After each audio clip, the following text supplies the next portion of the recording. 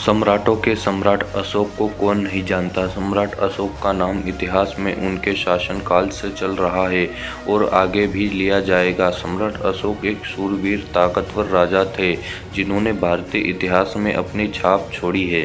सम्राट अशोक से जुड़ी सभी महत्वपूर्ण तथ्यों को आज हम जानेंगे इस वीडियो के माध्यम से। वीडियो में आगे बढ़ने से पहले अगर आप हमारे चैनल पर नए हैं तो चैनल को कर दीजिए सब्सक्राइब और वीडियो को लाइक। सम्राट अशोक द ग्रेट मौर्य साम्राज्य 322 ईसा पूर्व से 185 ईसा पूर्व के तीसरे सबसे शक्तिशाली राजा थे, जो युद्ध के अपने त्याग, धर्म की अवधारणा के विकास और बौद्ध धर्म के प्रचार के रूप में जाने जाते हैं।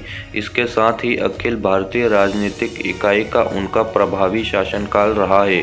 सम्राट अशोक के अनुसार मौर्य साम्राज्य आधुनिक भारतीय ईरान से उपमहाद्वीपों तक लगभग पूरे क्षेत्र में फैला हुआ था। मौर्य साम्राज्य सम्राट अशोक का अर्थ है बिना दुख के, जो उनके दिए गए नाम की सबसे अधिक संभावना थी।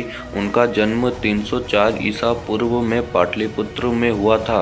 उनके माता पिता का नाम बिंदुसार एवं माता का नाम सुभद्रांगनी था। उनके बारे में कहा जाता है कि वे अपने शासनकाल में विशेष रूप से निर्मम थे, जब तक कि उन्होंने कलिंग साम्राज्य के खिलाफ अभियान नहीं चलाया 260 ईसा पूर्व, जिसके परिणाम स्वरूप ऐसे नरसंहार, विनाश और मृत्यु हुई कि सम्राट अशोक ने युद्ध का त्याग किया और समय के साथ बौद्ध धर्म में परिवर्तित हो गया। अपने आप को धम्म की अवधारणा में उदाहरण के रूप में शांति के लिए समर्पित कर दिया। सम्राट अशोक की मृत्यु 238 ईसा पूर्व हुई थी। हालांकि सम्राट अशोक का नाम पुराणों में दिखाई देता है, लेकिन उसके जीवन के बारे में कोई जानकारी नहीं दी गई है।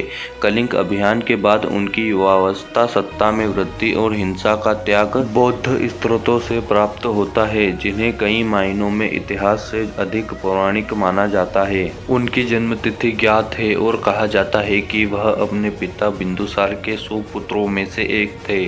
उनकी माता का नाम एक पाठ में से सुभद्रांगनी के रूप में दिखाया गया है।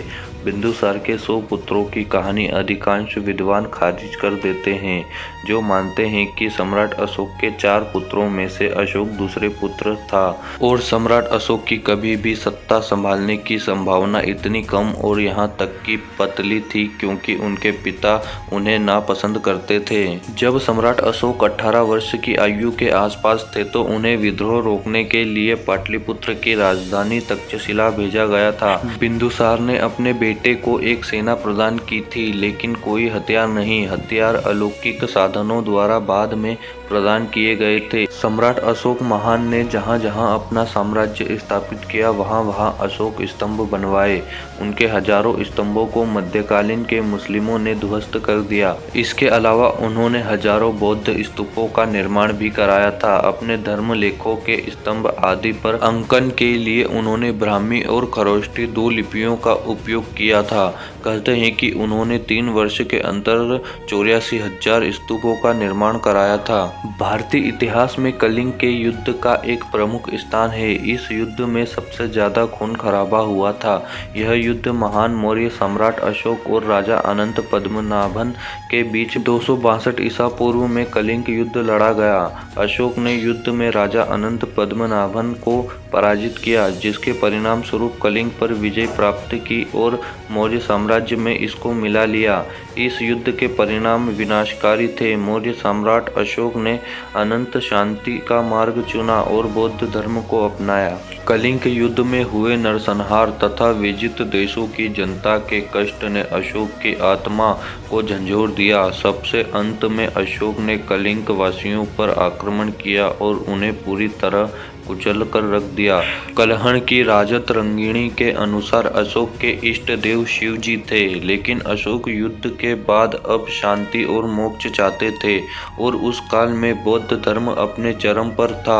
युद्ध की विनाश लीला ने सम्राट को शोकाकुल बना दिया और वह प्रायश्चित करने के प्रयत्न में बौद्ध विचारधारा की ओर आकर्षित हुआ।